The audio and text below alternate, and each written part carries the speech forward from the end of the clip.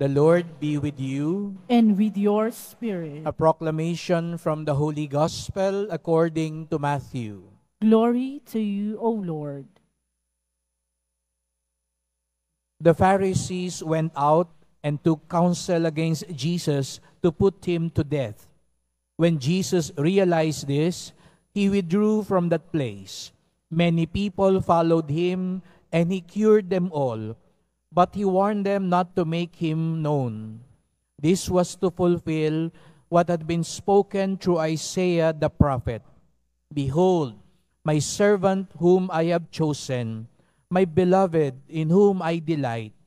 I shall place my spirit upon him, and he will proclaim justice to the Gentiles.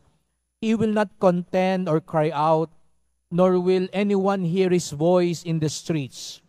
A bruised reed he will not break, a smoldering wick he will not quench, until he brings justice to victory, and in his name the Gentiles will hope.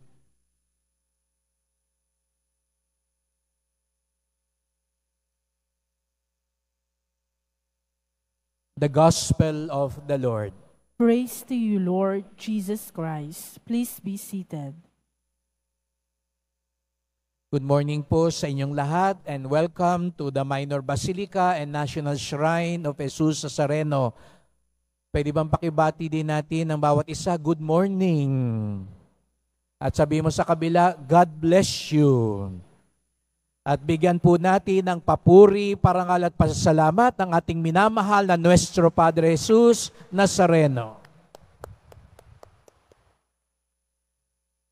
Again, just to explain always, our Mass, it is done in English because we call this the Pilgrim's Mass, especially to consider our international devotees, especially those who are abroad joining us online in this Mass, and we are praying for them, especially those who are sick and those who are taking care of the sick.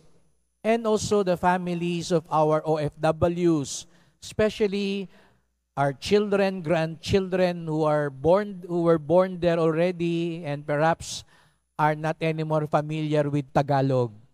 And we want them also to grow in their devotion to our dear Jesus Nazareno. That's why we hold this Mass in English, so that more people, especially those who are not in the Philippines, may also know and love, just as we do, our dear Jesus Nazareno. If we will look in our gospel today, entrada pa lang parang hindi na maganda. Matapos gumawa ng mga mabubuting bagay ang Panginoon, curing the sick, expelling demons, preaching the good news, we are told the Pharisees went out and took counsel against Jesus to put him to death. Ang aga-aga pa lang, kaumpisa pa lang ng Panginoon, gusto na siyang ipapatay ng kanyang mga kalaban. Why? Bakit ganun? Wala namang masamang ginagawa si Jesus Nazareno. Why did his enemies want him dead? They were envious because they did not have powers. They were jealous because they did not have the same popularity. Why did they have ill feelings towards Jesus? It's very simple. In their frame of mind, Jesus was a competitor because they were supposed to be the religious leaders. They were supposed to be looked upon by people, and here comes an obscure guy from Nazareth, an unknown village, taking their place. Yun daw ang diferensya sa mga umaway kay Jesus Nazareno. Ang tingin nila sa kanya, kalaban, competitor. Pag ganun daw ang pananaw mo sa buhay, lagi kang miserable, lagi kang busangot, laging negative lagi ang nasa isip. Kapag ang tingin mo sa kapwa mo, kalaban ko to, katunggali ko to, competitor, hindi ka magiging masaya. Kahit na ikaw pang mag-number 1. Kasi para ka laging pagod, para ka laging may hinahabol, para ka laging may gustong talunin. And sadly, that has been the operative in this world. Para sa atin, kaya minsan mga magulang, di ba? Oy, pag number 1 yung anak ko, bibigyan kita ng chocolate, bibigyan kita, anong gusto mong laruan? Pag bababa ka, parusa ka. I'm not saying let us not excel, but in our pursuit for excellence, in our pursuit for success, it is not because the other is a competitor. Kaya nakita nyo po, naghahanda na yung ating mga atleta sa Olympics. Natitiyak ko, hindi yung kalaban nila ang tinitignan nila. Yung sarili nila ang tinitignan nila. Ano pa ba ang dapat baguhin ko, ayusin ko, pagandahin ko pa sa sarili ko? Yun ang mas tama at mas magandang pagtingin. Kung mababa ang grade ko, tingnan ko, tataas ko yan kasi gusto kong taasan yung dati kong nagawa. At yun ang makapagbibigay sa atin ng mas magandang fulfillment sa buhay. Hindi tayo natutuwa dahil naungusan natin ng iba. Kaya ibang tao, kahit hindi first place, pero dahil nahigitan mo yung sarili mo, masaya ka. Naalala ko po noon, aminin ko sa inyo, nagkapula din ako sa report card. May pula din ako. Hiyang-hiya ako, iyak ako ng iyak. Sabi ng mami ko, okay lang yan, pagbutihan mo. Nakaangat naman po ko ng konti, naging itim na the following quarter. Pero sabi ko, mami, mukhang ako pa rin ang kulelat. Pero hindi na ho pula yung grade ko.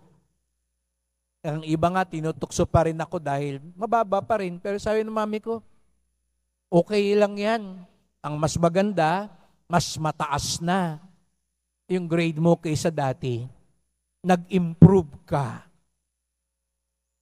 And I will not forget that because that became a reminder to me that it is not about competing with others. It is not getting ahead of others.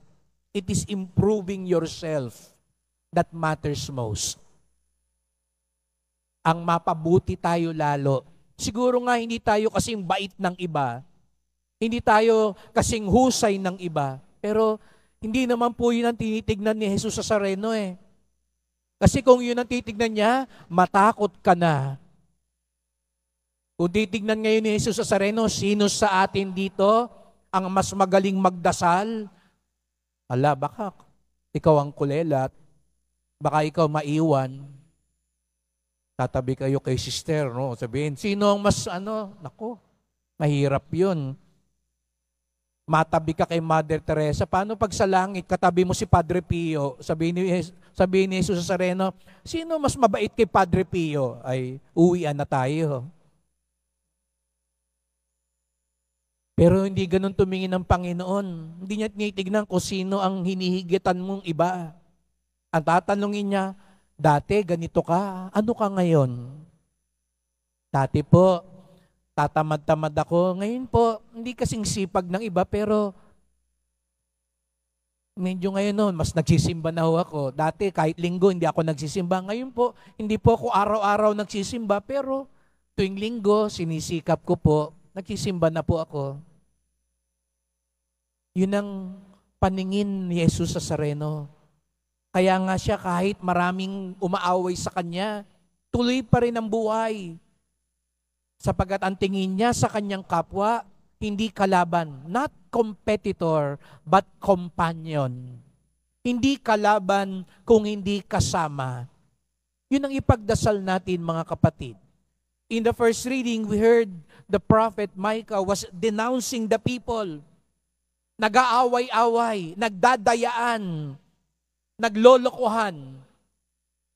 Yun ang resulta pag ang tingin mo sa kapwa mo kalaban, katunggali.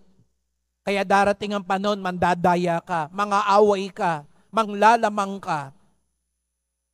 Because you look at others as competitors. But if we look at each other as companions, we will not only improve ourselves, we will help one another. Kaya nga ang tawag natin sa misa natin ngayon, Pilgrim's Mass. Lahat tayo naglalakbay. We are all pilgrims. Synodality nga, di ba yun ang sa simbahan ngayong mga panahon na ito, ang bukang bibig. We are journeying together. We are companions along the way. Kaya nga, si Jesus Nazareno, naging tao, sinamahan tayo. Kasi gusto niyang sabihin sa atin, kasama ko kayo. Hindi ko kayo kalaban. At sana kayo din, ituring niyong isa't isa na magkakasama, companions, not competitors. And so, as we continue with this Mass, let us ask ourselves, are we companions to one another? Ang turing ko ba sa kapwa ko, kasama o kalaban? Kalakbay o katunggali? Sapagkat ang tunay na deboto, ang tunay na nanalig kay Jesus Nazareno, ganon ang kanyang nasa isip at puso, tayo'y magkakasama. Perhaps, others are better than us. Perhaps others are more accomplished than us. But we need not worry because the lens of the heart of Jesus is not about who is the best among us, who is the most successful among us. What Jesus looks for are those who strive to be better than their old selves. Those who strive to be more like Him, who is our companion along the way.